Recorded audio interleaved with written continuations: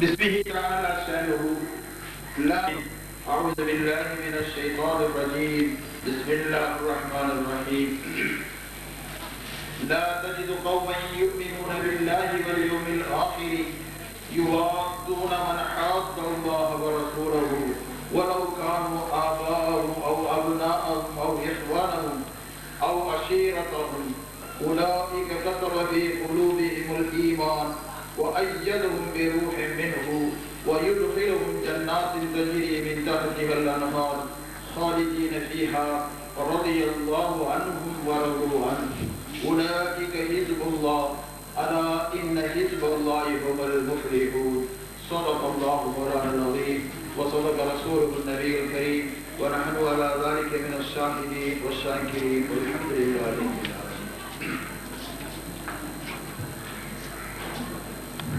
அருட்பெரும்பாக அவதரித்த நபிகள் நாயகம் ரசூலை கரீம் ஸல்லல்லாஹு அலைஹி வஸல்லம் அவர்கள் மீதும் அன்னாரின் உற்றார் உறவினர்கள் உறுதுணையாக அமைந்த உத்தம சஹாபா பெருமக்கள் இறைநேச செல்வர்கள் அனைவர்கள் மீதும் அல்லாஹ்வின் கருணையும் ஈடேற்றமும் உண்டாவதாக. அன்பிற்குரிய பெரியவர்களே, சகோதரர்களே, ஆங்காங்கிருக்கும் தாய்மார்களே, சகோதரிகளே, இன்று நாம் அல் அமீன் இளைஞர் நற்பணி மன்றத்தின் மூலமாக முப்பெரும் விழாவை கொண்டாடும் முகமாக நாம் கூடியிருக்கிறோம். அல்லாஹ் சுப்ஹானஹு வ தஆலா இப்படிப்பட்ட விழாக்களை கொண்டாடுவதிலே சிறப்பு இருக்கிறது, கீர்த்தி இருக்கிறது, ஒரு சந்தோஷம் இருக்கிறது, ஒரு குதூகலம் இருக்கிறது. ஆனால் இந்த விழாக்களை எல்லாம் பார்க்கும் போது சிலருக்கு அலர்ஜியும் ஏற்படுகிறது. இப்படிப்பட்ட விழாக்கள் எல்லாம் தேவையில்லை, அதை தடை செய்வதற்கு எத்தனையோ பேர்கள் எத்தனைத்திருக்கிறார்கள், தோல்வி கண்டிருக்கிறார்கள்.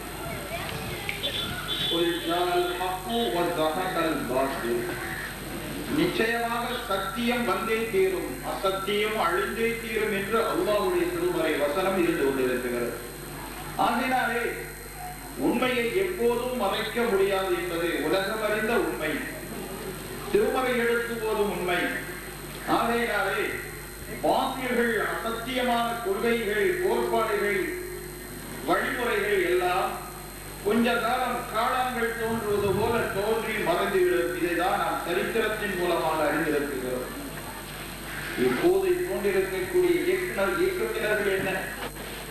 ஆட்சி அதிகாரத்திலே மன்னராக இருந்தவர்கள் எல்லாம் மண்ணோடு மண்ணாக முக்கி போயிருக்கிறார்கள். அவர்களுடைய பெயரையே இன்று எடுத்துச் சொல்வதற்கு நாணியற்றவர்களாக இருந்து வருகிறார்கள். மோத்தத்தினார்கள் என்று தோழினார்கள், சவாரிதார்கள் என்று தோழினார்கள், ராகிசிகள் என்று இப்படியெல்லாம் பல பல கொள்கைகளை இஸ்லாத்திலேயே தோற்றுவித்து இஸ்லாத்திலேயே அழித்து விடுவதற்காக வேண்டி எத்தனைத்தார்கள். இஸ்லாம் என்பது இருக்கிறது ஒரு அழகான, ஒரு புண்ணியமான ஒரு தோட்டம், நம்முடைய கடமையாக இருந்து கொண்டது. அந்த அடிப்படையிலே தான் இந்த இஸ்லாம் என்று சொல்லக்கூடிய அழகிய தோற்றத்திலே, அழகிய பூங்காவிலே ஆந்தைகளைப் போல இருக்கக்கூடிய புல்லுருவிகள், அசிங்கப்படுத்தக்கூடியவர்கள் எல்லாம் தோன்றுவார்கள். அவர்களை எல்லாம் அழித்து ஒழிப்பது நமக்கு கடமையாகவே இருந்து கொண்டிருக்கிறது. அதை நாம் மூடி மறைக்க வேண்டும், அப்படியே விட்டுவிட வேண்டும். நம்மிடையும் சில பேர்கள் சொல்வது உண்டு, தப்லீக் ஜமாத்தினர்கள் கெட்டவர்கள் தான், சிம் இயக்கத்தினர்கள் கெட்டவர்கள் தான், வஹாபிகள் எல்லாம் கெட்டவர்கள் தான் என்றை ஒப்புக்கொள்வதோடு அதை பற்றி எல்லாம் சொல்லக்கூடாது என்று சொல்லக்கூடிய மரமண்டைகளும் நம்மிடத்தில் இருந்து கொண்டுதான் இருக்கிறார்கள். ஆனால் இஸ்லாமிய மார்க்கத்திலே அப்படி வழி இல்லை, கொண்டே இருக்கிறார்கள். அவர்களுடைய கொள்கை கோட்பாடுகள் சொல்லுவதோடு அதற்கு யார் குந்தகங்களை விளைவிக்கின்றார்களோ, யாரும் மாறுபட்டு இருக்குகின்றார்களோ அவர்களை எல்லாம் தெள்ளத் தெளிவாக எடுத்து மக்களுக்கு போதித்துக் கொண்டே இருக்கிறார்கள். இதைதான் நபிகள் நாயகம் ரசூலை கரீம் ஸல்லல்லாஹு அலைஹி வஸல்லம் அவர்கள் சொன்னார்கள். லாஹிரீன அல் ஹக் தான் சுன்னத்து வல் ஜமாஅத் கொள்கை கூட்டத்தினர்கள். இவர்கள் அழிவுபட மாட்டார்கள், உண்மையிலே இருந்து கொண்டிருக்கிறார்கள், சத்தியத்திலே இருந்து கொண்டிருக்கிறார்கள். இவர்கள் தான் நபிகள் நாயகம் ரசூலை கரீம் ஸல்லல்லாஹு அலைஹி வஸல்லம் அவர்களுடைய காலத்திலிருந்து இன்று இன்று வரை கியாமத் வரை இருந்து கொண்டே இருக்கிறார்கள். இவர்களை மூடி மறைக்க முடியாது. இவர்களுடைய பணத்திமுறினாலேயோ ஆட்சி அதிகாரத்தின் காரணத்தினாலேயோ அவர்களுடைய பலத்தின் மூலமாக உடல் பலத்தினாலேயோ அல்லது பொருள் பலத்தினாலேயோ இவர்கள் எல்லாம் அமுக்கிவிட முடியாது, அவர்களை ஆண்டுவிட முடியாது என்பதை அவர்கள் உணர்ந்து கொள்ள வேண்டும். இதுதான் உலகத்திலே நடைபெற்றுக் கொண்டிருக்கக்கூடிய அட்டாட்சியாக இருந்து கொண்டிருக்கிறது. அந்த அடிப்படையிலே தான் நம்முடைய சுன்னத் வல் ஜமாஅத் குழுவினுடைய கோட்பாடுகளை எல்லாம் எடுத்து இயம்பக்கூடிய அடிப்படையிலே தான் இப்போது சற்று முன்பு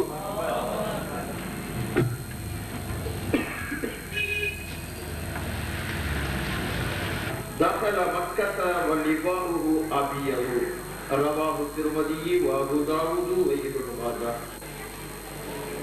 ஜாபிர் ரலியல்லாஹு தஆலா அவர்கள் அறிவிக்கிறார்கள், நபிகள் நாயகம் ரசூலை கரீம் ஸல்லல்லாஹு அலைஹி வஸல்லம் அவர்கள் மக்காவிலே நுழைந்தார்கள். அவர்களுடைய கொடி வெண்கொடியாக இருந்தது என்று சொல்கிறார்கள். இதை திருமதி அவர்கள், அபூ தாவூத் ரலியல்லாஹு அவர்கள், இப்னு மாஜா அவர்கள் அறிவிக்கிறார்கள். மிஷ்காத்திலே, மிஷ்காத் என்று சொல்லக்கூடிய நூலிலே 338வது பக்கத்திலே இருந்து கொண்டிருக்கிறது. அந்த வெண்கொடியும் இதிலே இடம்பெற்றிருக்கிறது. நமக்கு தூய்மை இருக்கிறது.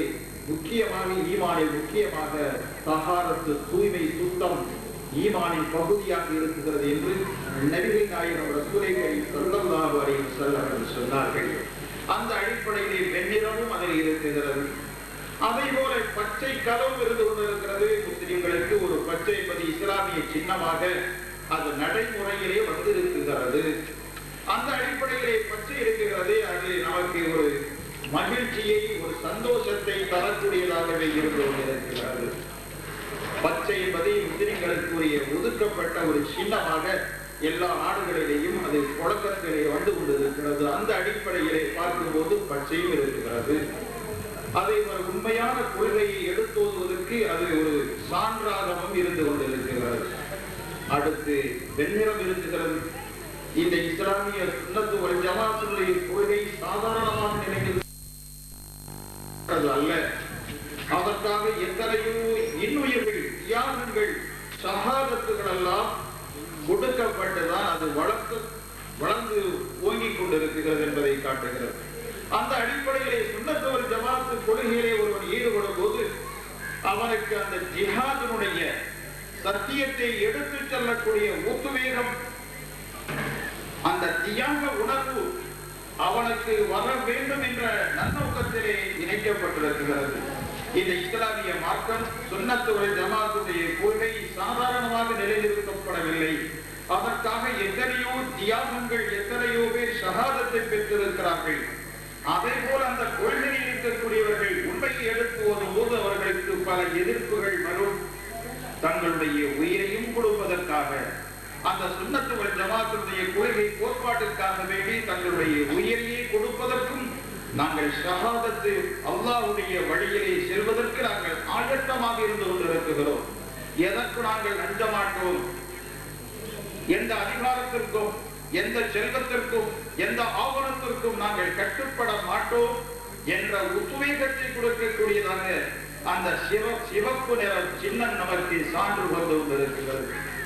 அதே போல இதற்கு மாற்றமாக இருக்கக்கூடியவர்களுடைய முகத்திலெல்லாம் சுன்னத் வல் ஜமாஅத் கொள்கைக்கு யார் மாற்றமாக இருக்கின்றார்களோ அவருடைய முகத்திலே எல்லாம் கரி பூசுவது போல, காரில் உவழ்ந்து துப்புவது போலதான் ஸல்லல்லாஹு அலைஹி யா ரசூலல்லாஹ் என்ற அழகிய திருநாமம் இருந்து கொண்டிருக்கிறது. இதை இந்த சுன்னத் வல் ஜமாஅத் கொள்கை அவர்கள் ஆதரிக்கவில்லையோ அவர்களுக்கெல்லாம் இது ஒரு துக்கமாக அவர்களுக்கு இருந்து கொண்டிருக்கிறது. அங்கே ஸல்லல்லாஹு அலைஹி யா ரசூலல்லாஹ் என்று இருக்கிறது. அங்கே நபிகள் நாயகம் ரசூலை கரீம் ஸல்லல்லாஹு அலைஹி வஸல்லம் அவர்கள் மீது ஸலவாத் சொல்லப்படுகிறது. ஸலவாத்துடைய மகிமைகள், கீர்த்திகள் ஒரு சாதாரணமானது அல்ல. அது பற்றி நபிகள் நாயகம் ரசூலை கரீம் ஸல்லல்லாஹு அலைஹி வஸல்லம் அவர்கள் பல ஹதீஸ்களை அவர்கள் நமக்கு சொல்லி தந்திருக்கிறார்கள்.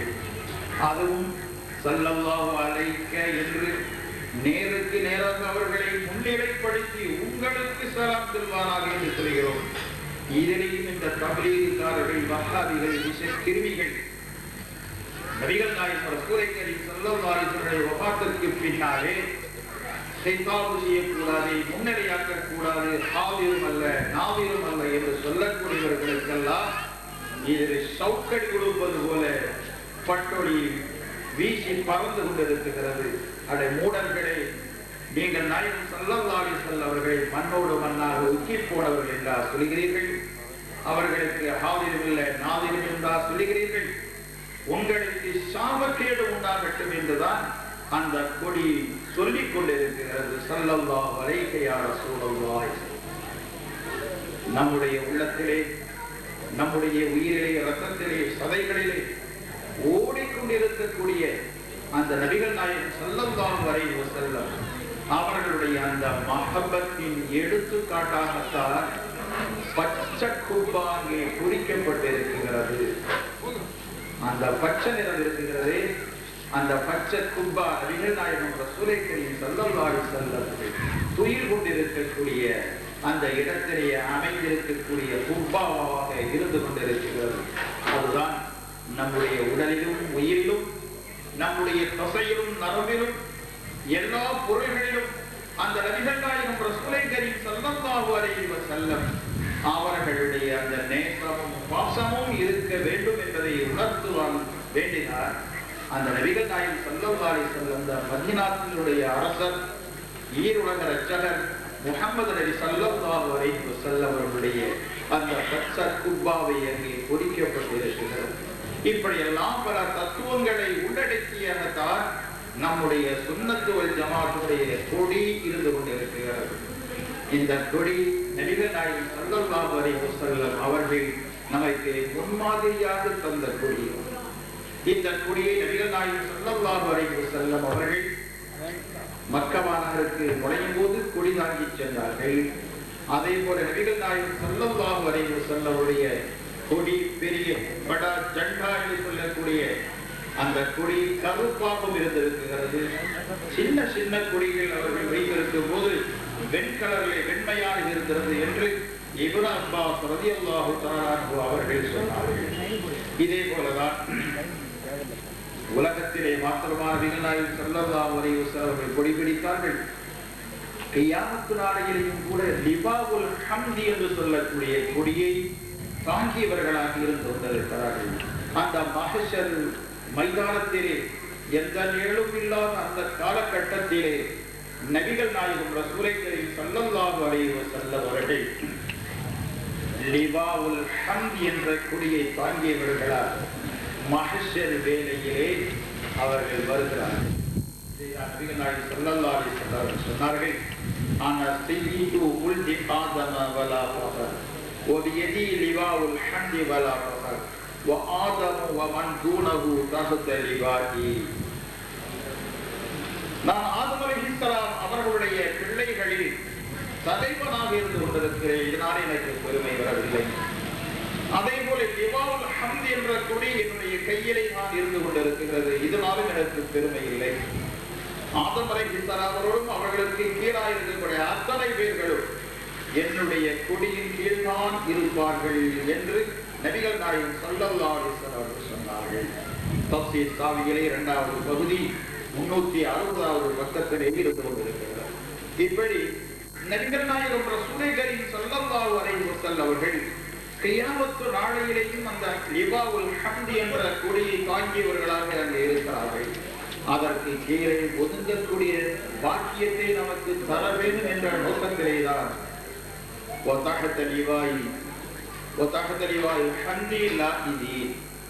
அந்த ஹம்த் என்று சொல்லக்கூடிய லிவாவுல் ஹம்த் என்ற கொடியின் கீழ் ஒதுங்கக்கூடியவர்களாக எங்களை ஆக்கி அருள்வாயாக என்று நாம் ரமலான் மாதத்திலே தராவீஹினுடைய துஆவிலே இணைத்து நாம் கேட்டுக் கொண்டிருக்கிறோம். இப்படி கொடியை பற்றி நாம் பேச போனால் எத்தனையோ ஹதீதுகள் இருந்து கொண்டிருக்கிறது. அதே போலதான் நாதாக்கள் அவுலியாக்களுடைய இடங்களுக்கும் கொடியேற்றுவதற்கிறதே அதுவும் நமக்கு ஒரு வழிமுறையாக, பெரியார்களுடைய வழிமுறையாக, சுன்னத்தாக, முஸ்தஹப்பாக இருந்து கொண்டிருக்கிறது. நாதாக்கள் அவுலியாக்கள் மேன்மக்களாக இருக்கக்கூடிய அவர்களுடைய தர்காக்களிலே அவர்கள் மன்னரையில் இருக்கக்கூடிய அந்த இடங்களிலே கொடியேற்றுவது இருக்கிறதே, அதுவும் நமக்கு சுன்னத்தாக இருந்து கொண்டிருக்கிறது. நபிகள் நாயகம் ரசூலை கரீம் ஸல்லல்லாஹு அலைஹி வஸல்லம் அவர்கள் நமக்கு வழிவகுத்து தந்திருக்கிறார்கள். அவர்கள் உஸ்மான் இப்னு மஃஊன் ரலியல்லாஹு தஆலா அவர்களை அடக்கிவிட்டு அவர்களுடைய அந்த கபரின் மேலே ஒரு கல்லை வைத்து விட்டு வருகிறார்கள். இது என்னுடைய சகோதரர் என்று நான் தெரிந்து கொள்ள வேண்டும், அவரை நான் எப்போதும் ஜியாரத் செய்ய வேண்டும், என்னுடைய சொந்தக்காரர்கள் எல்லாம் அந்த இடத்திலே அடக்கமாக ஆக வேண்டும் என்ற நோக்கத்திலே நான் ஒரு அடையாளம் விட்டுவிட்டு நான் வந்திருக்கிறேன் என்று நபிகள் நாயகம் ரசூலை கரீம் ஸல்லல்லாஹு அலைஹி வஸல்லம் அவர்கள் சொன்னார்கள். அந்த அடிப்படையிலே தான் நாம் அவர்கள் பெரியார்கள், சாலிஹீன்கள் இவர்களுக்கெல்லாம் அவர்களுடைய இனம் தெரிந்து கொள்வதற்காக வேண்டி மீசான்களை எல்லாம் நாம் வைக்கிறோம். அவங்களுடைய தலைமாட்டிலே அவர்களுடைய பெயர்களை குறித்து பிற்காலத்திலே இவர்களை பற்றி எல்லாம் தெரிந்து கொள்ள வேண்டும். இவர்கள் நல்லவர்கள், சாலிஹானவர்கள், அவர்களை ஜியாரத்து செய்ய வேண்டும் என்ற ஒரு நன்னோக்கத்திலே தான் அது வைக்கப்பட்டு வந்தது. ஆனால் இந்த காலத்திலே லேட்டஸ்ட் மாடல் ஆகிவிட்டது. யார் யாருக்கெல்லாமோ கல்லறிக்கக்கூடிய காலகட்டம் வந்து விட்டது. ஆனால் இப்படிப்பட்ட நாதாக்கள் பெரியார்களுடைய அந்த ஜியாரத்தை காட்டுவதற்காக வேண்டி அவர்களுடைய இடத்திலே கொடியேற்றுவதற்கிறதே, அதுவும் முஸ்தஹப்பாக ஆக்கப்பட்டிருக்கிறது. நபிகள் நாயகம் ரசூலை கரீம் ஸல்லல்லாஹு அலைஹி வஸல்லம் இந்த ஹதீஸின் அடிப்படையிலே தான் ஆகையினாலே தான் நாதாக்கள், அவுலியாக்களுடைய இடங்களிலே கொடியேற்றப்படுகிறது. இதுவும் நமக்கு சுன்னத்தாகத்தான் இருந்து கொண்டிருக்கிறது. அந்த கொடியை பார்த்தவுடனே இது ஒரு நாதாவாக இருப்பார். ஆகையினால்தான் அவர்களை நாம் தியானத்து செய்ய வேண்டும் என்று எத்தனையோ பேர் தியானத்து செய்வதற்காக வருவார்கள். அதே போலதான் அவர்களுடைய பெயரிலே நாம் கொடியேற்றுகிறோம். அதே போல நாகூர் ஷாவுல் ஹமீது பாதுஷா நாயகம் ரலியல்லாஹு தஆலா அவர்களுடைய பெயரிலே கொடியேற்றுகிறோம். இப்படியெல்லாம் ஒரு கொடியேற்றுவதற்கிறது. இது நமக்கு ஒரு உற்சாகத்தையும் அவர்களுடைய கீர்த்தியையும் அவர்களுடைய ஞாபகத்தையும் உண்டாக்கக்கூடிய சின்னங்களாக இருந்து கொண்டிருக்கிறது. இந்த சின்னங்களுக்கு நாம் மரியாதை செய்வது மிக மிக முக்கியமாக இருக்கிறது.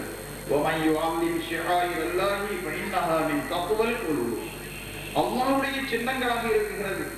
இதற்கு மரியாதை செய்வது நம்முடைய உள்ளத்திலே இருக்கக்கூடிய தக்வாவை சார்ந்ததாக இருந்து கொண்டிருக்கிறது என்று அல்லாஹ் சுப்ஹானஹு வ தஆலா சொல்லி இருக்கிறார். ஆகையால் இது என்ன துணியிலே செய்யப்பட்டது தானே, இதற்கு என்ன மரியாதை என்று நினைத்து அதை ஏளனப்படுத்தினால் அவருக்கு சாபக்கேடே வந்து விடுகிறது.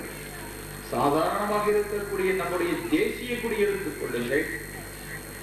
அந்த தேசிய கொடி ஒரு சாதாரண ஜவுளி கடையில் உள்ள துணிதான். அதை ஒரு கோலம் கொடுத்து அது 3 வர்ணத்தை கொடுத்து அதற்கு நடுவிலே அசோக சக்கரத்தை நாம் பதித்து விட்டால் அது தேசிய கொடி என்ற பெயர் வந்து விடுகிறது. இந்த ஒரு தேசிய கொடியை ஒருவன் அவமானம் செய்தால் இந்திய அரசியல் சட்ட பிரகாரம் இந்தியாவையே அவன் அவமானம் செய்ததாக ஆகி பெரும் தண்டனைக்கு உரியவனாக ஆகிவிடுகிறான். தேசிய கொடியை இவன் அவமானம் செய்து விட்டான். ஆகையினால் இவனுக்கு பெரிய தண்டனை கிடைத்து விடுகிறது. அது சாதாரண ஒரு துணிநாடு செய்யப்பட்டதுதானே என்று நாம் சொல்வதற்கு முடியாது. ஆனால் அந்த ஒரு கோலத்தை அது பெறும்போது அதற்கு ஒரு தனி ஒரு மரியாதை வந்து விடுகிறது. நாம் சுதந்திர தினத்திலேயே அல்லது நம்முடைய பாரதம் சுதந்திரம் அடைந்த அந்த தினத்திலே அந்த கொடியை நாம் ஏற்றி அந்த கொடிக்கு நாம் மரியாதை செய்கின்றோம். அதே நேரத்தில் இது என்ன கொடி, சாதாரண ஒரு கொடிதானே, துணியிலே செய்யப்பட்டதுதான் என்று நினைத்து அவமானம் செய்த தண்டனைக்கு உரித்தானவனாக ஆகிறான். அதே போலதான் இப்போது ஏற்றப்பட்ட கொடி ஒரு சாதாரண ஒரு துணியிலே செய்யப்பட்டதுதான், நம்மால் உண்டாக்கப்பட்டதுதான். அதே போல அவுலியாக்களுடைய ஞாபகார்த்தமாக அந்த பெயர்களை பொறித்து அந்த கொடி இருக்கிறது. ஒரு சாதாரணமாக இருந்தாலும் அந்த ஒரு கோலத்தை பெறும்போது அதற்கு ஒரு மரியாதை வந்து விடுகிறது, ஒரு கண்ணியம் வந்து விடுகிறது. அதை நாம் மதித்து நடப்பதற்கு நமக்கு கடமையாக ஆகிவிடுகிறது. அதை நாம் மரியாதை செய்வது, அதற்காக நாம் கண்ணியம் செய்வது அது புகழுக்கு உரியதாகவே இருந்து கொண்டிருக்கிறது. சாதாரணமாக ஜவுளி கடையில் இருக்கும் போது சாதாரண துணியாக இருந்தது. ஆனால் அதை வாங்கி நாம் இந்த கோலத்திலே உண்டாக்கும் போது அதற்கு ஒரு தனி ஒரு மரியாதை வந்து விடுகிறது. அதை அவமானம் செய்தால் அவனுக்கு கேடு வந்து விடுகிறது. எத்தனையோ சரித்திரங்களை நாம் பார்க்கிறோம். ரவுசலாவ மஹீதீன் அப்துல் காதர் ஜீலானி ரலியல்லாஹு தஆலா அன்ஹு அவர்களுடைய ஞாபகார்த்தமாக நம்முடைய மஹல்லராவிலே கொடியேற்றுவார்கள். அங்கே உண்டியல் பட்டியின் பக்கத்திலே தொங்க விடப்பட்டிருக்கிறார்கள். எத்தனையோ பேர்கள் அதை புகர்ந்து கண்ணிலே வைத்து தரையிலே வைத்து விட்டு செல்கிறார்கள். இந்த காதிரியா தரிகாவுக்கு மாற்றமாக இன்காவி செய்யக்கூடியவர்களில் சிலர்கள் அந்த கொடியை அவமானம் செய்த காரணத்தினாலே, அதன் மீது மூத்தரத்தை பெய்த காரணத்தினாலே அவனுக்கு ரத்தமாக வந்து செத்திருக்கிறார்கள் என்ற சரித்திரத்தையும் நம் முன்னோர்களுடைய வாயில் மூலமாக கேட்டிருக்கிறோம். அதே போல எவர்கள் அதை அவமானம் செய்கின்றார்களோ, மரியாதை செய்யாமல் இருக்கின்றார்களோ, அவர்களுக்கெல்லாம் கேடு வந்து விடுகிறது, அழிவு வந்து விடுகிறது. எந்த அளவுக்கு என்றால் ஈமானை உரியப்பட்டு காபிர்களாக மௌத்தார்களாக என்ற சரித்திரத்தை எல்லாம் நாம் பார்த்து கொண்டிருக்கிறோம், செவி வழியாக கேட்டிருக்கிறோம். இப்படி ஒரு சாதாரணமாக இருக்கக்கூடிய அந்த கொடியை நாம் மரியாதை செய்வது அது சாதாரணமாக இருந்தாலும் அந்த உரிய இடத்திற்கு வரும்போது அதற்கு ஒரு தனி ஒரு சிறப்பு வந்து விடுகிறது. சாதாரணமாக கல்லினால் கட்டப்பட்டதுதான் கஅபத்துல்லா. சாதாரண நம்ம வீடுகள் கட்டுவது போலதான் அதுவும் கட்டப்பட்டிருக்கிறது. ஆனாலும் கூட அது அல்லாஹ்வுடைய வீடு என்று பெயர் வரும்போது, அல்லாஹ்வோடு அது இணையும் போது அதற்கு ஒரு தனி ஒரு சிறப்பு வந்து விடுகிறது. அதற்கு முன்னோக்கி நாம் மலஜலம் கழிக்கக்கூடாது, கால் நீட்டக்கூடாது என்றெல்லாம் சட்டங்கள் வந்து விடுகிறது. அதே போலதான் அவுலியாக்களின் பக்கமாக அது இணைக்கப்படும் போது, இது மஹீதீன் அப்துல் காதர் ஜீலானி ரலியல்லாஹு தஆலா அவர்களுடைய கொடி என்று இணைக்கும் போது அதற்கு ஒரு தனி அலாதியான ஒரு சிறப்பு வந்து விடுகிறது. ஆகையினால்தான் நம்முடைய முன்னோர்கள் அவுலியாக்கள் ஜியாரத்து செய்வதாக இருந்தால், ஜியாரத்துக்கு போகுவதாக இருந்தால் கொடி ஏந்தியவர்களாக அந்த மகானுடைய ஜியாரத்துக்காக செல்வார்கள். இது சூஃபியாக்களுடைய வழிமுறையாக இருந்து கொண்டிருக்கிறது என்று பத்தாவா கலீலியிலே வரையப்பட்டிருக்கிறது. அந்த அடிப்படையிலே தான் மஹவரா கந்தூரி அன்று கூட பல பல இடங்களில் இருந்து கொடியேற்றியவர்களாக கங்காடிப்பவர்களாக, கங்காடிக்கும் போது சில பேய்கள் எல்லாம் பறந்து ஓடும். அதே போல அந்த பேய்கள் எல்லாம் பறக்க சுன்னத்து வல் ஜமாஅத்தினர்கள் உற்சாகமாக பைத்து சொல்லி அந்த கொடி ஏந்தியவர்களாக மஹவராவுக்கு வருவார்கள். இது நம்முடைய வழிமுறையாக இருந்து கொண்டிருக்கிறது. இப்படி பல்வேறு அடிப்படைகளை பார்க்கும்போது நாம் சுன்னத்து வல் ஜமாஅத்துக்காரர்கள் செய்யக்கூடிய ஒவ்வொரு காரியமும் ஒவ்வொரு அடிப்படையில் ஒவ்வொரு ஆதாரத்தை முன்னிட்டுதான் செய்யப்பட்டு வந்து கொண்டிருக்கிறது.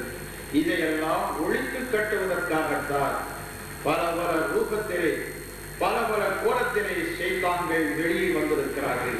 பல பல லேபில்களை மேலே போட்டுக் கொண்டு வந்திருக்கிறார்கள். வஹாபிகள் என்றும், தப்லீக் ஜமாத்தினர்கள் என்றும், சிம்மி என்றும், ஜமாத்தை இஸ்லாமி என்றும் இப்படிப்பட்ட பல பல கோலத்திலே வந்து நம்முடைய தூய்மையான சத்தியமான கொள்கையை அழிப்பதற்காக, மூடி மறைப்பதற்காக வந்திருக்கிறார்கள். நம்முடைய சுன்னத்து வல் ஜமாஅத்து கொள்கைக்காரர்கள் தோல் உரித்து அவர்களுடைய சாயத்தை வெளுக்க செய்து ஒரிஜினல் எது, டூப்ளிகேட் எது என்பதை உரித்து காட்டக்கூடிய அடிப்படையிலே தான் இப்படிப்பட்ட விழாக்களை கொண்டாடுகிறது. இப்படிப்பட்ட விழாக்களிலே இந்த உண்மையான கொள்கையை சொல்வதற்கு எத்தனையோ பேர்கள் தடையாக இருக்கிறார்கள். நம்ம வீட்டிலேயே முழக்கவர்கள் சுன்னத் ஜமாஅத்து கொள்கையை பேசுங்கள், தப்லீகை பற்றி எதிர்த்து பேசாதீர்கள் என்று சொல்லக்கூடிய அளவுக்கு வந்திருக்கிறார்கள். ஆனால் இது யாராலும் தடுக்க முடியாது. முன்னால் சொன்னது போல சத்தியம் என்பது இருக்கிறது, அது நிச்சயமாக மேலோங்கி நிற்கும். அசத்தியம் இருக்கிறது, அது அழிந்தே தீரும் என்ற அடிப்படையிலேதான் நம்முடைய உலமா பெருமக்கள் நிச்சயமாக ஈமானிலே வலுள்ளவர்கள். நபிகள் நாயகம் ரசூலை கரீம் ஸல்லல்லாஹு அலைஹி வஸல்லம் அவர்கள் மீது அன்பு, பாசம், நேசம் உள்ளவர்கள் நிச்சயமாக அதை எடுத்து சொல்லாமல் இருக்க முடியாது. அவர்கள் நாயகம் ஸல்லல்லாஹு அலைஹி வஸல்லம் அவர்கள் மீது எவ்வளவு மஹப்பத்து வருகிறதோ அந்த மஹப்பத்து தான் வெளிக்கொடை வரும். அதே நேரத்திலே மாற்றாருடைய கொள்கையை கையறி விழுங்கியவர்கள் விழுங்கிதான் பேசுவார்கள். இன்னும் சிலவர்கள் நம்மிலே இருக்கிறார்கள், காபிர்களை கூட காபிர்கள் என்று சொல்லக்கூடாது என்று பிரச்சாரம் செய்கிறார்கள். தபலீகாரர்கள் எல்லாம் காபிர்கள் என்று சொல்கிறீர்கள், அவர்கள் எல்லாம் காபிர்கள் அல்ல என்று சொல்கிறார்கள். நாம் யாரையும் குறிப்பிட்டு சொல்ல இன்னார் இன்னார் காபிர்கள் நாம் சொல்ல இல்லை. எவர்களெல்லாம் இந்த தபலீக் ஜமாத்தினுடைய கொள்கையை ஆதரிக்கின்றார்களோ அவர்கள் யாராக இருந்தாலும் காபிர்தான். நாம் பொதுவாகத்தான் சொல்கிறோம், குறிப்பிட்டவர்கள் இன்னாருடைய மகன் இன்னார் காபிர் என்று சொல்ல இல்லை.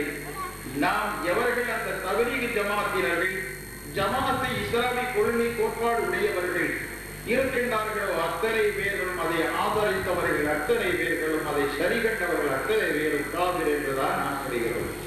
இஸ்லாமிய சட்டமும் அதுதானே. ஒரு மார்க்கத்திற்கு முரணாக நடந்தால் அவன் காபிராகத்தானே போவான். அதிலும் நபிகள் நாயகம் ரசூலை கரீம் ஸல்லல்லாஹு அலைஹி வஸல்லம் அவர்களை ஒருவன் ஏசுகிறான், பேசுகிறான், தரக்குறைவாக நினைக்கின்றான், எழுதியிருக்கிறான், இன்னென்ன கிதாபுகளில் நாம் சொல்லி சுட்டி காட்டும் போது அவர்களை எல்லாம் இந்த அளவுக்கு அவர்கள் எழுதியிருந்தால் அவர்கள் காவிரிகள் எல்லாம் வேறு யாரப்பா என்று கேட்டால் மௌனமாக இருக்கிறார்கள், காபிர் என்று சொல்லிவிட்டார்கள். நாம் சொல்வதற்கு முன்னாலேயே அவர்கள் நம்மை அவர்கள் காபிர் என்று சொல்கிறார்.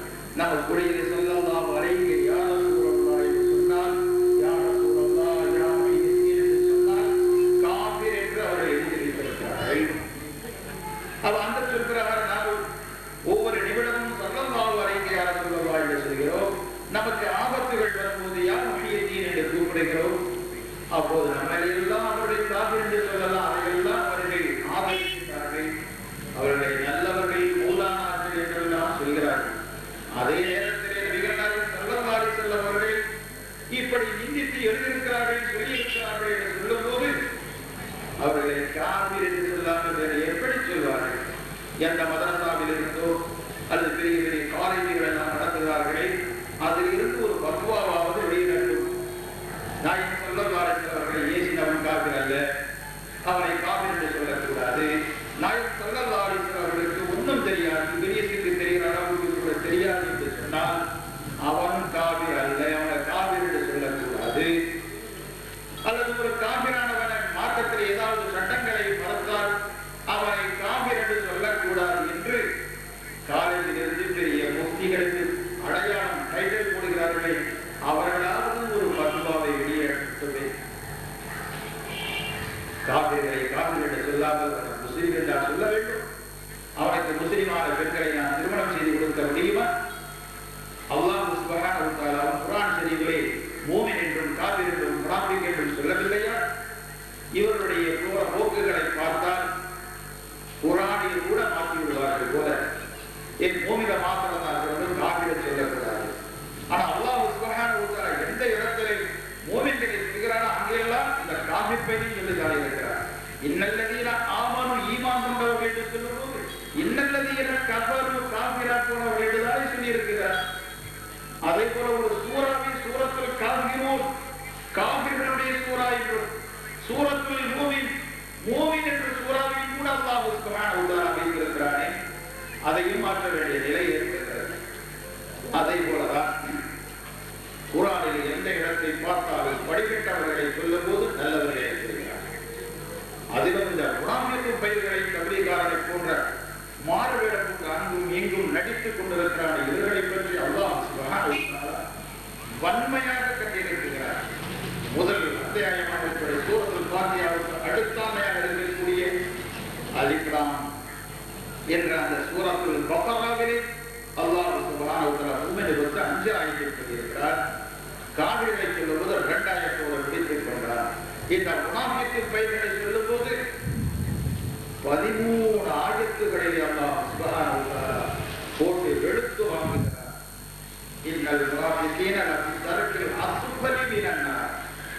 இந்த முனாஃபிகீன்கள் நரகத்திலே கீழ்த்தட்டிலும் கீழமாக இருப்பார்கள் என்று அல்லாஹ் சுப்ஹானஹு வ தஆலா வன்மையாக சொல்லியிருக்கிறார்.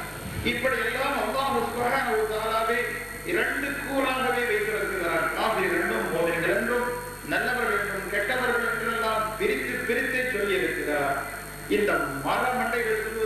தக்மீரை மாத்திரம் சொல்லுங்க, சுன்னத் ஜமாத் தொழுகை மாத்திரம் சொல்லுங்க, அதற்கு மாற்றமானவர்களை சொல்ல வேண்டாம் என்று சொல்கிறார்கள். அல்லாஹ் சுப்ஹானஹு சூரத்துல் ஃபாத்திஹாவிலும் கூட இஹ்தினஸ் ஸிராத்தல் முஸ்தகீம் ஸிராத்தல் லதீன அன்அம்த அலைஹிம் நல்லவர்களை சொல்லி போட்டு கைரில் மக்தூபி அலைஹிம் வலல்லாலீன் என்று வழிகட்டவர்களையும் சாபக்கேடுக்காரர்களை அல்லாஹ் சுப்ஹானஹு வ தஆலா சொல்லி காட்டியிருக்கிறார்.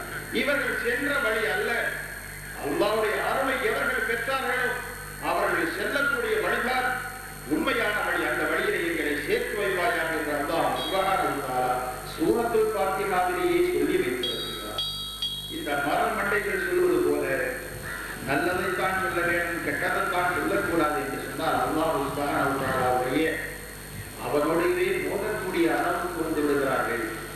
இப்லீஸ் 103 வழிகட்டு போனதுனால அல்லாஹ்வுக்கு மேல்மிச்சமா பேச ஆரம்பித்தார்.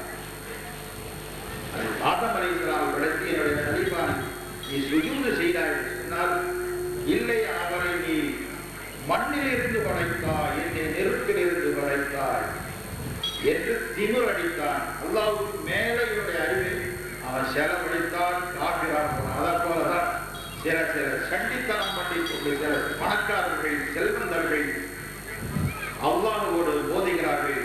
அவர்களுடைய நிலை அவலமாக முடிய போகிறது என்பதை நான் உணர்த்துகின்றோம். அவர்களும் சொல்ல ஆரம்பிக்கிறார்கள், நாங்கள் பக்கா சுன்னத் ஜமாத்து தான் தமிழில் இருக்கிறோம், அப்படி இருக்கிறோம், ஆனால் கெட்டது சொல்லாதீர்கள் என்று சொல்கிறார். அல்லாஹ்வுக்கு மேல்நிச்சயமாக இவர்கள் படித்து விட்டார்கள். அவர்களுடைய அறிவை அல்லாஹ்வுடைய அறிவை விட மேலாக நினைக்கின்றார். அதை போல கபடிக்கார பயிர் சொன்னார், நாயகம் ஸல்லல்லாஹு அலைஹி வஸல்லம் அறிவை விட ஷைத்தானுடைய அறிவு தான் மேலாக இருக்கிறது. அவன் தான் எல்லா இடத்திலும் இருந்து கொண்டு இருக்கிறார். ரசூல் ஸல்லல்லாஹு அலைஹி வஸல்லம் அறிவு இருக்கிறது என்று எந்த ஆயத்து அறிவித்துக் கொண்டிருக்கிறது என்று மெத்தனமாக பேசினார். அதே போல சில பணக்காரர்கள் மெத்தனமாக பேசிக் கொண்டிருக்கிறார்கள். ஷைத்தானை விட கேடு கெட்ட நிலைதான் அவர்களுக்கு ஏற்படும். அப்படினாலே காபிர்களை காபிர் என்று தான் நாம் சொல்லுவோம், அவரை முஸ்லிம் என்று சொல்ல முடியாது.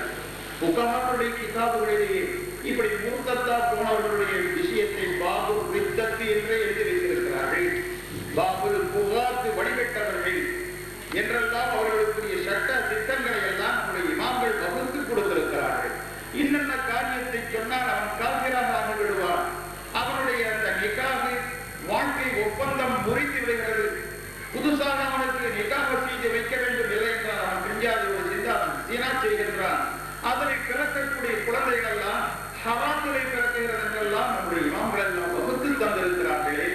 இமாம்களுக்கு தெரியாதையா? நீங்கள் சொல்ல வந்து விட்டீர்கள். எந்த ஃபிக்ஹ் கிதாபை எடுத்து பார்த்தாலும் கூட அதிலே பாபு ரித்தத்தில் இருக்கிறது, முர்த்தத்தா போனவருடைய பாடம் என்றே தனியாக வைத்திருக்கிறார்கள். அகீதாவுடைய கிதாபை எடுத்துக் கொண்டாலும்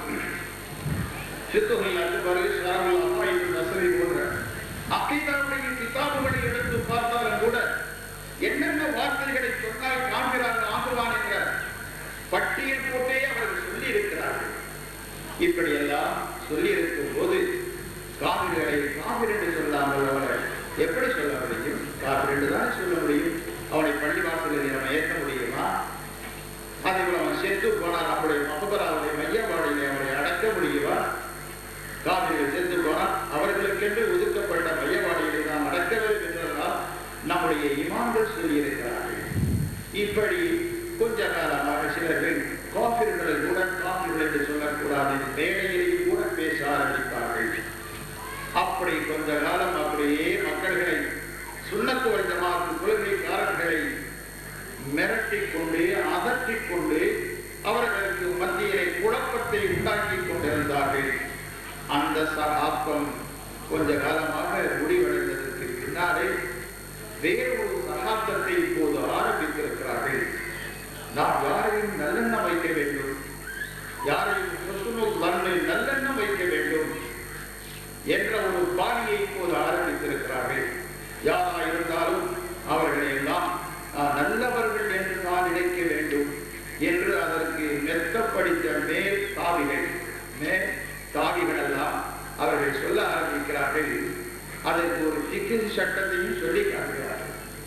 இமாம் அபூ ஹனீஃபா ரஹ்மத்துல்லாஹி அவர்களுடைய மதுஹபை உயர்ந்தவர் பிஸ்மில்லாஹிர் ரஹ்மானிர் என்பதை சத்தமிட்டு ஓதக்கூடாது. அவர்களுக்கு வாய்ப்புள்ளே ஓதுவதுதான் அவருக்கு சுன்னத்தாக இருந்து கொண்டிருக்கிறது. ஷாஃபி மதஹ்பிலே பிஸ்மில்லா ஓதுவது பரவு, அதை சத்தமிட்டு ஓத வேண்டும். ஒரு ஷாஃபி மதஹ்பை சேர்ந்தவர் ஒரு ஹனஃபி மதஹ்பை பின்தொடர்ந்து தொழுகும் போது அவர் பிஸ்மில்லா ஓதியிருப்பார் என்று நல்லெண்ணம் வைக்க வேண்டும்.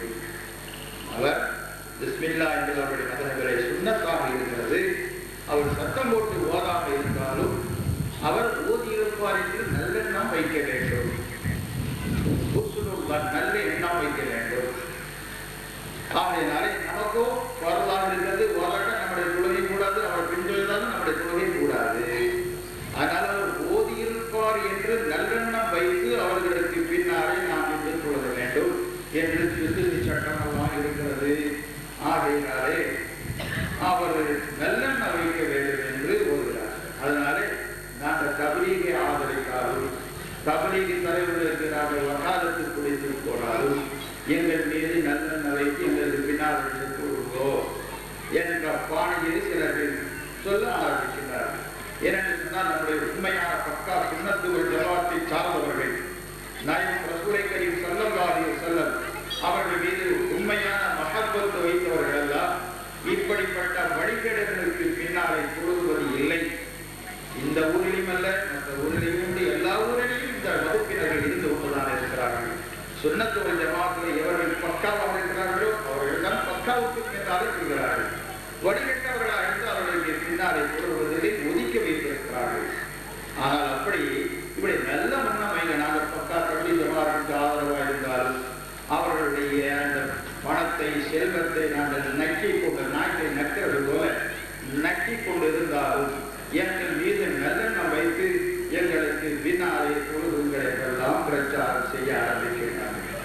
அதே நேரத்திலே அவர்களுக்கு மாற்றத்தை பற்றியோ அல்லது அடுத்த மதசபை பற்றியோ கொள்கையை பற்றியோ இன்னும் உசூலில் என்று சொல்லக்கூடிய உண்மையான சட்டங்களை பற்றியோ மன்சிதுகளை பற்றியோ மழனிகளை பற்றியோ தெரியாத அந்த மூடர்கள் இப்படி சொல்வார்கள். ஆனால் மாற்ற சட்டத்தை கடைசி வரை தெரிந்தவர்கள் இருக்கிறார்கள். அவர்கள் ஒரு கேள்வியை கேட்பார்கள்.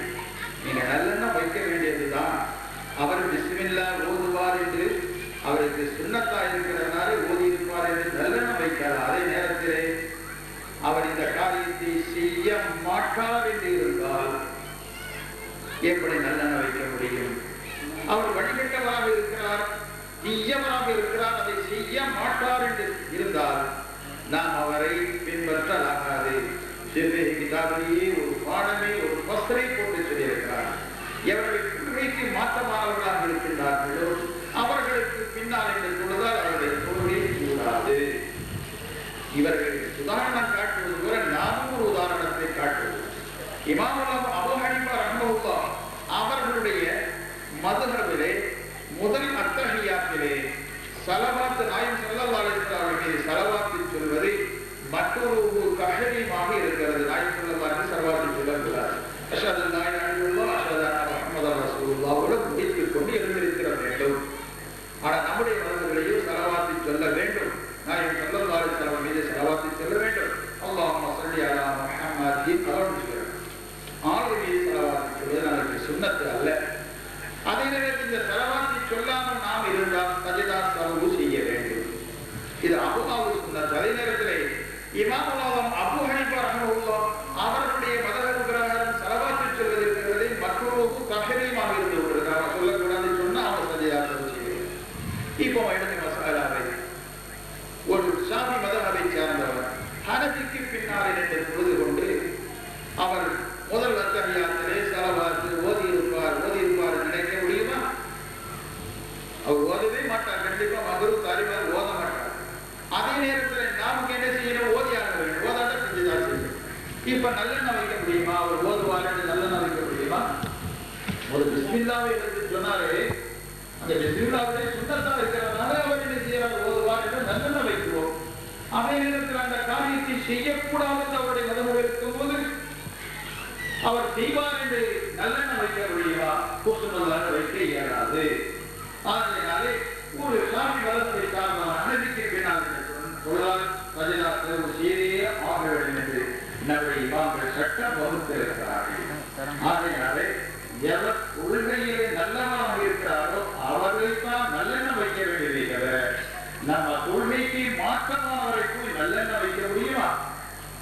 நம்ம இமாம்கள் இதை சொல்லி இருக்கிறார்கள். ஒரு நகரத்தில் இவரால் இந்த பக்கம்தான் என்று சொல்கிறார், இன்னொருவர் சொல்கிறார் இவரால் இந்த பக்கம்தான் என்று சொல்கிறார். படிப்புகள் ஏதோ ஒரு ஊருக்கு போயிருக்கிறார், காட்டுக்கு போயிருக்கிறார். இவர் முயற்சி பண்ணி என்ன சொல்கிறார், இவரால் இந்த பக்கம் என்று சொல்கிறார்.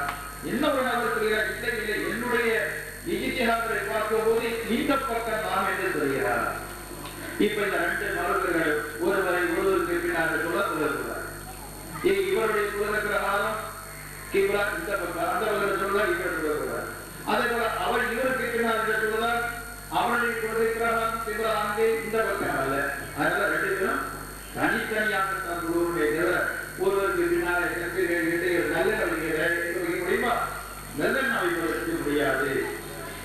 மாறுபட்ட கொள்கை இருக்கும்போது ஒருவரை பின்பற்றக்கூடாது, அதை நல்லெண்ண வைக்க முடியாது.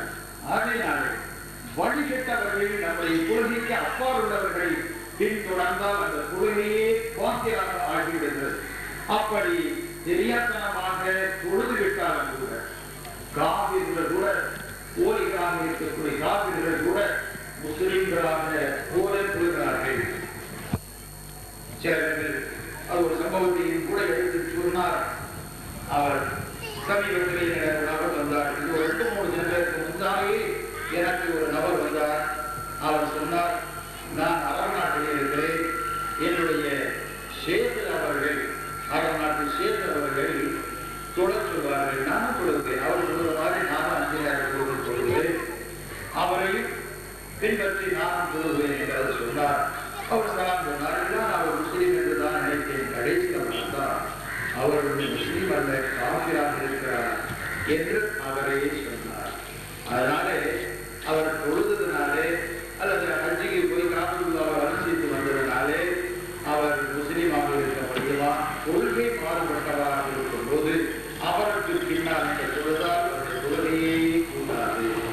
அதே போலதான் திருப்பதி சட்டங்கள் ஒருவன் காப்பீர் என்று நமக்கு தெரிய வருகிறது, அவருக்கு பின்னால் இந்த தொழுதாலும் கொள்கை கூடாது.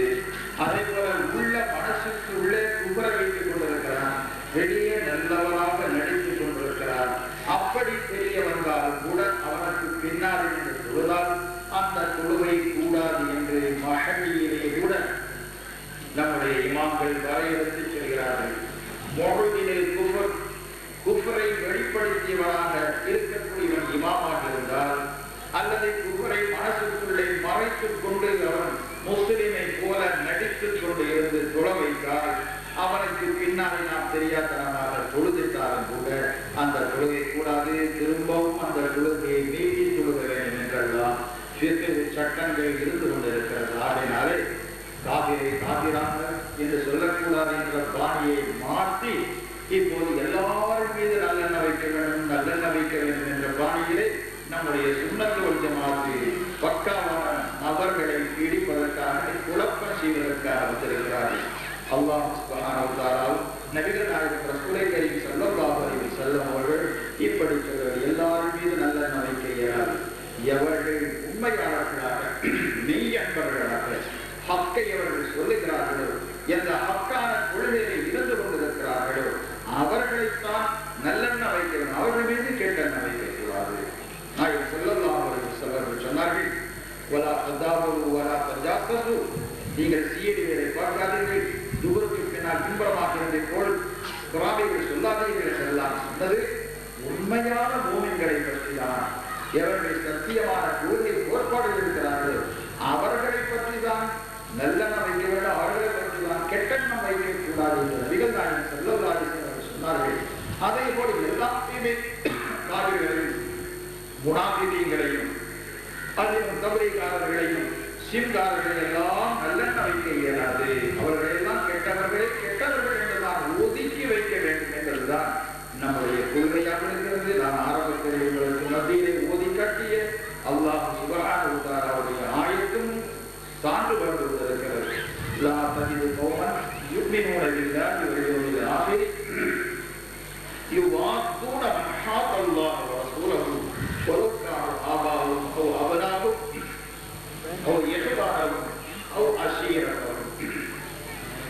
அல்லாஹ்வை கொண்டும் கடைசி நாளை கொண்டும் ஈமான் கொண்டிருந்தார்கள் அந்த கூட்டத்தினர்களை அல்லாஹ்வுக்கும் ரசூலுக்கும் இவர்கள் மாறு செய்கின்றார்கள். அந்த மக்களை நேசிப்பவர்களாக நீங்கள் பெற்றுக் கொள்ள மாட்டீர்கள். ஒரு பாட்டு என்ன அல்லாஹ்வையும் கடைசி நாளை கொண்டு ஈமான் கொண்டிருக்கிறார்கள். அதற்கு எதிர்த்தரவையாக இருக்கிறார்கள் அல்லாஹ்வையும் ரசூலுக்கும் மாறு செய்யப்படுகிறார்கள். அப்போது இந்த வகுப்பினர்கள் மூமினானவர்கள் அந்த காபிரா போனவர்கள் அவர்களை நேசிப்பவர்களாக நீங்கள் பெற்றுக் கொள்ள மாட்டீர்கள். அந்த காபிரா போனவர்கள் இந்த மூமினாக்களுக்கு அவர்களுடைய பெற்றோர்கள் தாய் தந்தைகளாக இருந்தாலும் சரிதான், தாங்கள் பெற்றெடுத்த ஆண் பிள்ளைகளாக இருந்தாலும் சரிதான்,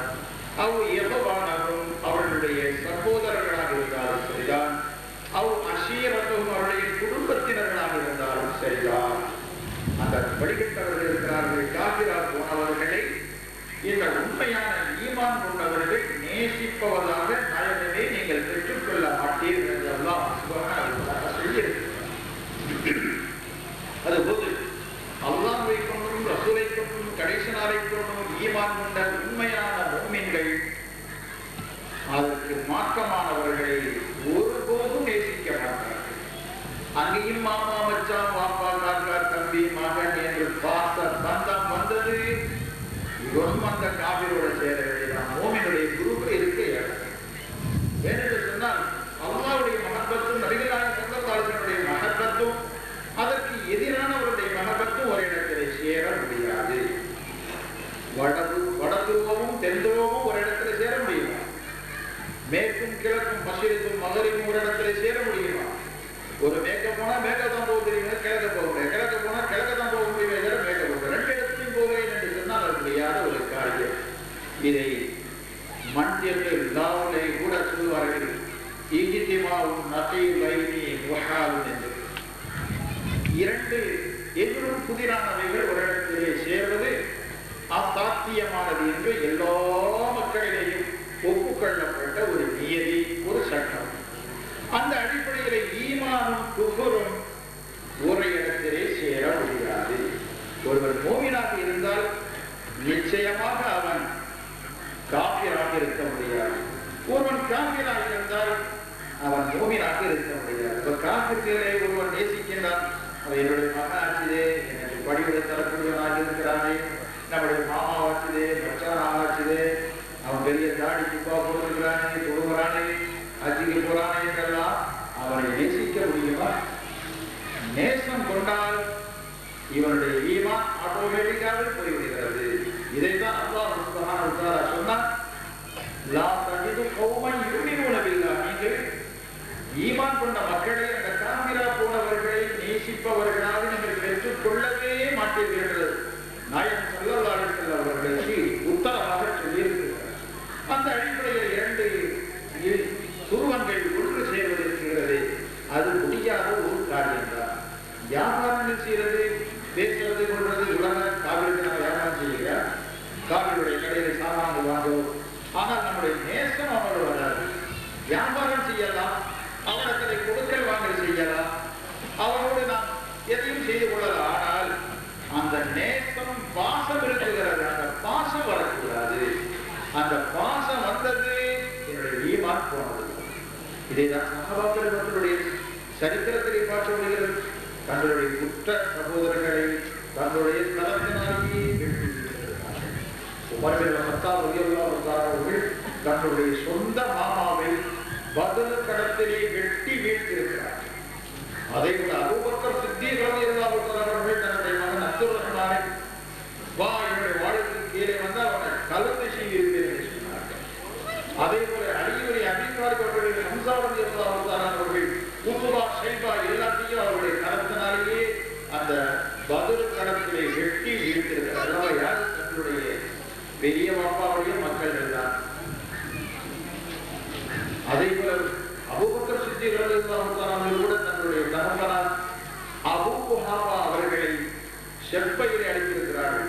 நாயகம் ஸல்லல்லாஹு அலைஹி வஸல்லம் அவர்களை அவர்கள் ஏசினார்கள், ஆரம்பத்திலே ஏசினார்கள், கடைசி இஸ்லாத்துக்கு வந்துவிட்டார்கள். ஆனால் அவர்கள் காபிராக இருக்கும்போது நாயகம் ரசூலை கரீம்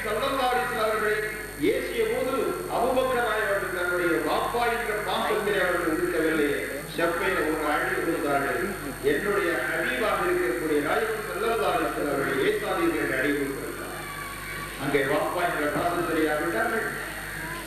அப்துல் ரஹ்மான் அவர்களை தன்னுடைய மகனாட்சியை என்ற பாசம் தெரியாவிட்டார்கள்.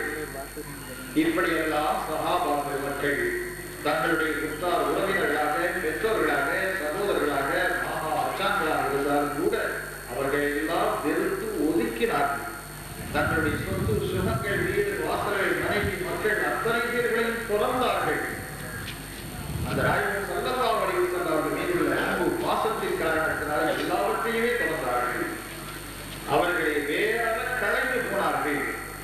அந்த அளவுக்கு நாம் உண்மையான விசுவாசம் கொண்டவர்களாக இருந்தால் இப்படிப்பட்டவருடைய சகவாசங்களை நாம் விட்டு ஒழித்துவிட வேண்டும். சகவாசங்களை விட்டு ஒழித்துவதோடு அவர்களை பேசக்கூடாது, பேசக்கூட அன்பு பாசத்திலே நாயகம் ஸல்லல்லாஹு அலைஹி வஸல்லம் அவர்களுடைய பாசத்திலே, நேசத்திலே, அந்த மஹப்பத்தினுடைய வெளிப்பாட்டிலே இவர்களை திட்டும் போது, ஏற்றும் போது அவர்களை எல்லாம் இவர்கள் பேச்சாளர்கள் என்றெல்லாம் நிந்தித்தால் அவர்கள் எந்த அளவுக்கு அவர்கள் ஈமான் இருக்கிறது என்பதை உணர்ந்து பார்க்க வேண்டும். நபிகள் நாயகம் ரசூலை கரீம் ஸல்லல்லாஹு அலைஹி வஸல்லம் அவர்களுடைய மனைவி உம்மு ஹபீபா ரலியல்லாஹு தஆலா அன்ஹா, இது யாருடைய மகள் தெரியுமா? அபூ சுஃபியான். எல்லா யுத்தங்களுக்கும் பெரிய லீடராக இருந்தவர் தான். கடைசியிலே ரலியல்லாஹு தஆலா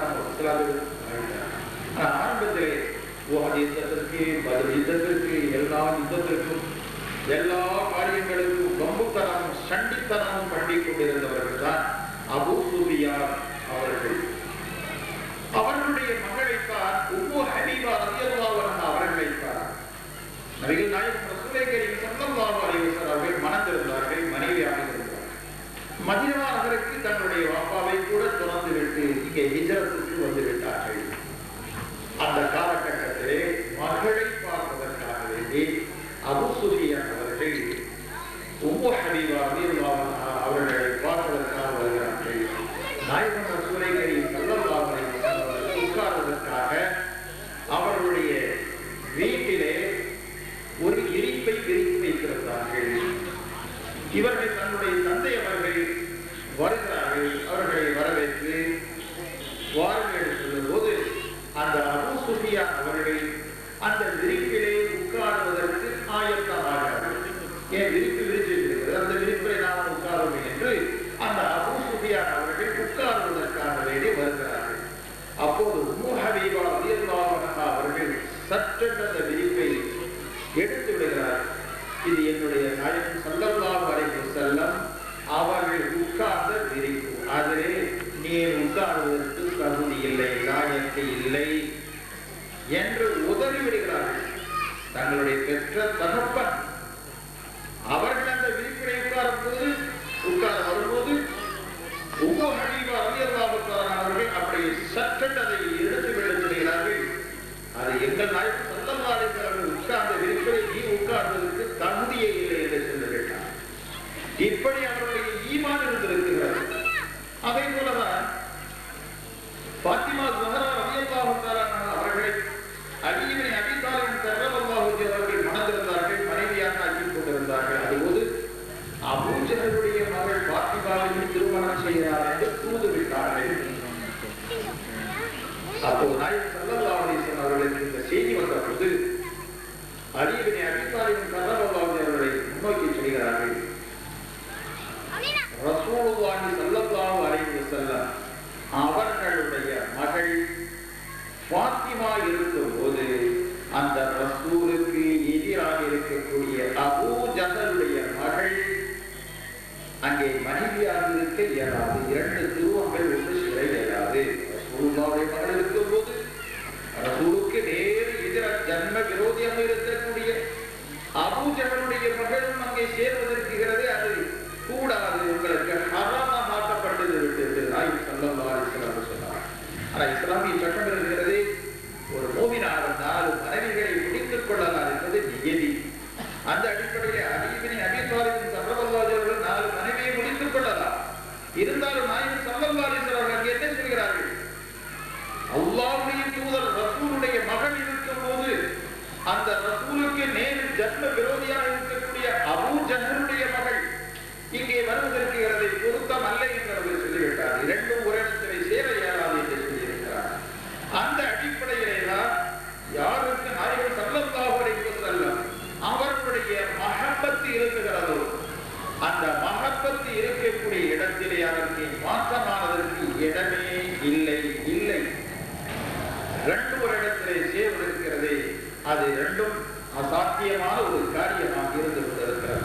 ஆகையினால் எவர்களுக்கு சுன்னத்து வல் ஜமாத்து கொள்கையிலே பற்றுதலும் மஹப்பத்தும் இருந்து கொண்டிருக்கிறதோ அவர்கள் நிச்சயமாக அதற்கு எதிராக வரக்கூடியவர்கள் எவர்களாக இருந்தாலும் சரிதான், எந்த அதிகாரத்துடையவர்களாக இருந்த செல்வ சீமானாக இருந்தாலும் சரிதான், எந்த அதிகாரம் ஆணவம் இருந்தாலும் சரிதான், அவர்களை எல்லாம் எதிர்த்து நிற்பார்கள். இதற்கு அணைக்கூட ஏதாவது தடை செய்ய முடியாது என்பதை அந்த செல்வந்தர்களும் இதற்கு முட்டுக்கட்டையாக தடை செய்யக்கூடியவர்கள் உணர்ந்து கொள்ள வேண்டும்.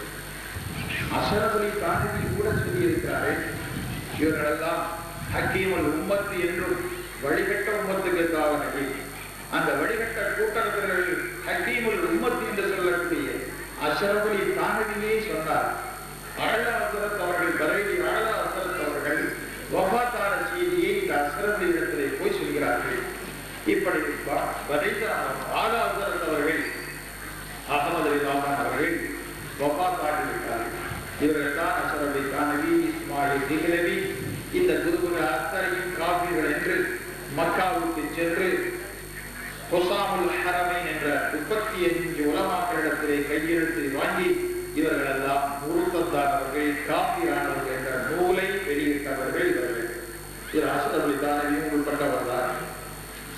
ரொம்ப தீவிரமாக சுன்னத்து வல் ஜமாத்து கொள்கையிலே ரொம்ப தீவிரவாதியாக தப்லீகியர்கள் தேவபந்திகளுக்கெல்லாம் பெரும் வாளாக ஹுசாமுல் ஹரமீன் என்ற அந்த பத்வாவை வெளியிட்டு பிரச்சாரம் செய்து அவர்களோடு எத்தனையோ பல முனாவராக்களை எல்லாம் செய்து தோல்வி கண்டு அவர்களை சின்ன பின்னமாக ஆக்கிக் கொண்டிருந்த மாபெரும் மேதையாக ஆழ்லா அதனத்தாக இருக்கிறவர்கள் வஃபாத்தான போது இந்த அஷ்ரஃப் அலி தானவிடத்திலே சொல்கிறார்கள், இப்படி ஆலா ஹஸரத் அவர்கள் வஃபாத்தாகிவிட்டார் என்று சொல்லவும் அந்த அஷ்ரஃப் அலி தானவி சொல்றார், பெரிய மகான் தான், பெரிய ஆளுதான், அவர்களை வஃபாத்தானதற்கு பெரிய கை சேர்ந்தான், நம்மின் மீது அவர் காஃபிர் என்று பத்வாக்களை கொடுத்திருக்கிறார். அது நபிகள் ஸல்லல்லாஹு அலைஹி வஸல்லம் அவர்கள் மீது உள்ள அந்த மஹப்பத்து இஷ்கின் அடிப்படையிலே தான் கொடுத்திருக்கிறார் என்று சொன்னார். முரீதுகள் சொன்னாரு, அவங்க நம்ம மீது காஃபிர் என்ற பத்வாவை கொடுத்திருந்தாலும் அந்த பத்வா கொடுத்தது நாயகம் ஸல்லல்லாஹு அலைஹி வஸல்லம் அவர்கள் மீது உள்ள அன்பு பாசம் மஹப்பத்தின் அடிப்படையிலே நம்ம எல்லாம் காஃபிர் என்று சொல்லியிருக்கிறார்கள். அவர் பெரிய மகான் தான், பெரியவர் தான் என்று அவர்கள் சொல்லியிருக்கிறார். பாருங்கள், அஷ்ரஃப் அலி தானவி கூட சொல்லியிருக்கிறார். நாயகம் ரசூலை கரீம் ஸல்லல்லாஹு அலைஹி வஸல்லம் அவருடைய மஹப்பத்து வந்துவிடுமையானார் அதற்கு எதிராக இருக்கக்கூடிய அத்தனை பேர்களையும் காஃபிர் என்று தான் சொல்வார்கள். அந்த அடிப்படையிலே என்னையும் காஃபிர் எழுதுகிறார், அவரையே தன்னை ஒப்புக் கொண்டு விட்டார். நாங்கள் ஸல்லல்லாஹு அலைஹி வஸல்லம் அவர்களுக்கு மஹப்பத்துக்கு உரித்தானவர்கள் அல்ல, அவங்கதான் மஹப்பத்துக்கு உரித்தானவர்கள். நாங்கள் நாயகம் ஸல்லல்லாஹு அலைஹி வஸல்லம் அவர்களை நிந்திக்கக்கூடியவர்கள் என்பதை சூசகமாக ஒப்புக்கொண்டிருக்கிறார். இதில் இருந்து நாம் படிப்பினை பெறுவது என்ன? நாயகம் ஸல்லல்லாஹு அலைஹி வஸல்லம் அவருடைய மஹப்பத்தும் அதற்கு எதிரானுடைய மஹப்பத்தும் ஒரு இடத்திலே சேராது என்பதை அஷ்ரஃப் அலி தானவி கூட ஒப்புக்கொண்டிருக்கிறார். இதைத்தான் நாம் படிப்பினையாக எடுத்துக்கொள்கிறோம். ஆகையினாலே நாயகம் ரசூலை கரீம் ஸல்லல்லாஹு அலைஹி வஸல்லம் அவர்கள் மீது எவர்கள் நேசம் வைத்திருக்கிறார்களோ, மஹப்பத் வைத்திருக்கிறார்கள், எவர்கள் பக்கா சுன்னத்து வல் ஜமாத்து கொள்கை கோட்பாடுகளில் இருந்து கொண்டிருக்கிறார்கள், அவர்களுக்கு அடையாளம் என்ன? அதற்கு மாற்றமாக இருக்கக்கூடிய அத்தனை வழிவிட்ட கூட்டத்தார்களையும் நாம் ஒதுக்கிக் கொள்ள வேண்டும், ஒதுக்கி நடக்க வேண்டும். நாம் எல்லாம் அவர்களை நாம் கொண்டாடுகிறோம், அவர்கள் கௌசி என்றெல்லாம் நாம் போடுகிறோம், அவர்களுக்கு மாவராவதே பெரிய உற்சவத்தையும் கூட கந்தூரியை கொண்டாட இருக்கின்றோம்.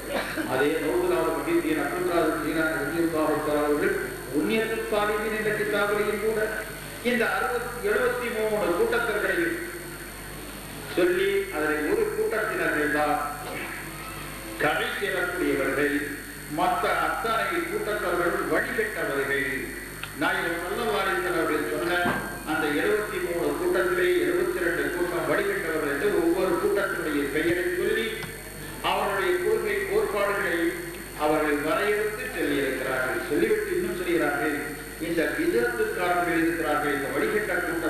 அவர்களுக்கு நாம் சலாம் சொல்லக்கூடாது.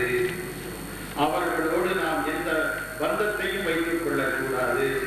சலாம் சொன்னால் அவரை நான் நேசித்ததால் நாயகர்கள் கண்டவர்களுக்கெல்லாம் சலாம் சொல்லுங்கள் என்று சொன்னவருடைய தத்துவமே உங்களுக்கு உங்களுக்கு மத்தியிலே